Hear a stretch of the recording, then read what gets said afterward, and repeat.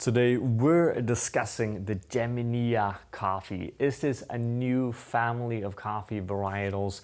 Is it tasting better than Gesha? What actually is it?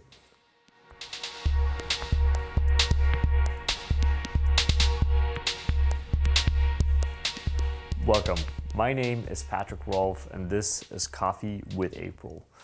For this episode, we're going to discuss the Yemenia. For those of you that don't know, earlier this year, there was a claim coming from Gemini Coffee that they found a new family of varietals in Yemen. Now, we're not here to discuss whether that is true or not true. World Coffee Research has not confirmed it, but it is an open discussion. We're here today because we spent the last weeks tasting a bunch of different Yemenia coffee or coffee from Yemen, and we want to share our experience with it. We want to discuss it as a concept. We want to give you an insight in what we might be able to expect in the future, and most importantly, how does these coffees actually taste?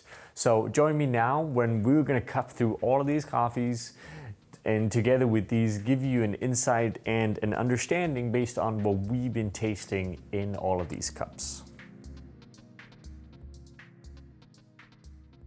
Now, one of the important things to reference when it comes to Yemenia coffee, and I think something that hasn't been discussed properly and it should be discussed more in the industry is the price of the coffee. So before kind of talking about our cupping protocols and what we actually find taste-wise in these coffees, we should reference the fact that this table, basically the lowest price is 40 euros a kilo, which is well above market price, even though we never compare our prices with market price. But basically it's a lot of money for the coffee.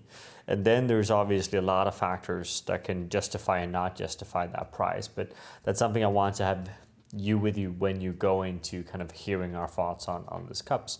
So for those of you interested, our basic kind of cupping protocol here is basically a 1:17 ratio. So 10 grams of coffee, 170 grams of water roughly, at more or less 96 degrees. You see we weigh out everything very specifically as well, which is always important. And what we kind of want to do now is to walk you through what are the different cups we're tasting here, right? And we're kind of grouping them together from the beginning to the end where we see certain characteristics in the cups. And if we want to try to define kind of what is Yemenia in terms of taste, or what is Yemeni coffee kind of bringing out, then we see some kind of commonalities. And one of the things we see is quite muted acidity. There's no distinct acidity structure. It's hard to pinpoint exactly what that kind of acidity is as well. We have the first three cups we have on the table are actually quite clean, pretty well structured, and there is a flavor note there, but there's a dullness to almost all of the coffees where we don't have the intensity that we're looking for. We see a lot of tobacco in the flavors together with some kind of florals, maybe a hint of citrus, but it's nothing specific and basically meaning that the taste integrity is quite low. When we look at the kind of following three cups there, the quality actually becomes better. And these are the cups that we believe are the kind of highest scoring cups on the table, which is roughly around 83 points on some kind of official scale. And then we see almost some berry qualities. There's some Kenyan tendency to one of the cups that is really interesting. But again, quite muted, quite nutty. There's definitely evidence of these kind of tobacco flavors again, which is some people like, other people don't, right? We tend to go for a cleaner cup profile.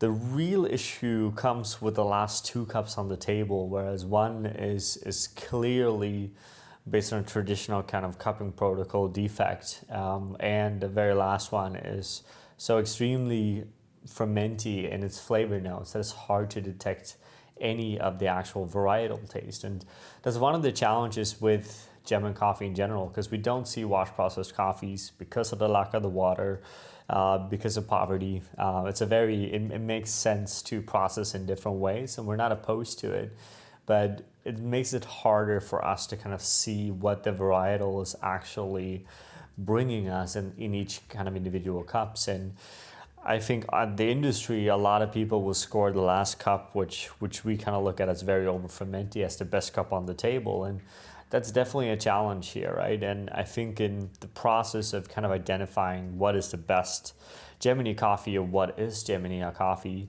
then we need to be able to get cleaner coffees in terms of processing to actually look closer at the varietal and the terroir.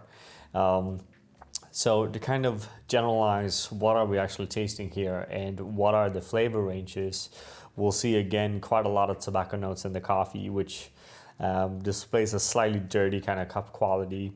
We should say that we tried both roast from other roasteries as well as April roasted samples as well to make sure the roasting wasn't an issue in terms of evaluating. We see some with an interesting berry-like quality, some with some citrus quality, some with some floral quality. So bottom line is we taste potential here, but on any given day, a kind of standard Ethiopian coffee for €9 a kilo is tasting much, much better than all of these coffees. And I think that's kind of our main takeaway from this kind of initial tasting.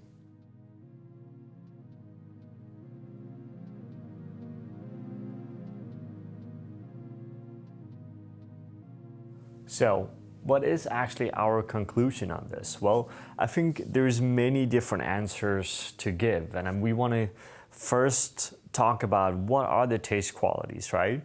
Whether this is a new family or not is too early to say. There's no one that has enough legitimate proof to actually pitch it, right? So let's put that aside for now and let's just discuss what we're tasting on the tables based on what we've been experiencing. And I think we all want, when we hear the word new family of coffees, we're looking for new flavors, new taste experiences. And we don't feel we're getting that here, nor in any of the Yemenia coffee we actually have been trying. We're getting relatively similar taste experiences. What we can say is that overall we have this sweet tobacco note to almost all of the coffees. The coffees that display very complex notes or more complex notes is clearly due to fermentation and not due to varietal. And then the interesting thing here is what is the value of a new varietal or family of varietal if they only taste interesting with a bunch of innovative processing, right?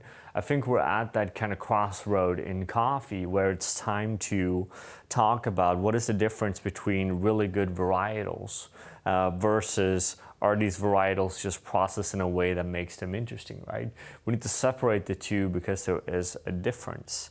Now, there's other factors in Gemini that is obviously comes into factor here. We're talking about widespread poverty. We're talking about a difficulty to farm. We're talking about the fact that no coffees are washed processed because there's a lack of water, right? So are we saying not to buy Yemenia coffee? Absolutely not. It's beautiful to be able to support farmers in the situation they are, and we should support all of our origin countries. Are the coffees worth the price per pound that we see on this table here? Well, on taste quality alone, I would say absolutely not. The scores that we have on this table in our world ranging from 75 to 83, right? So we currently don't see the correlation. Now, is taste quality the only way to define the price of a coffee? Absolutely not again, right? Meaning it's complicated, and in the end, it's up to you what you believe is worth paying for, right? And we're excited to see where Yemenia coffee will go in the future. We're excited to see if this actually is a new family or if it's not, which again has still not been proven.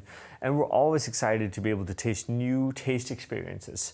But what we've been tasting here today is basically flavors we already had in the past or very strongly fermented notes in coffees. And here we don't see the value coming out of Yemenia in terms of innovation when it comes to new varietals.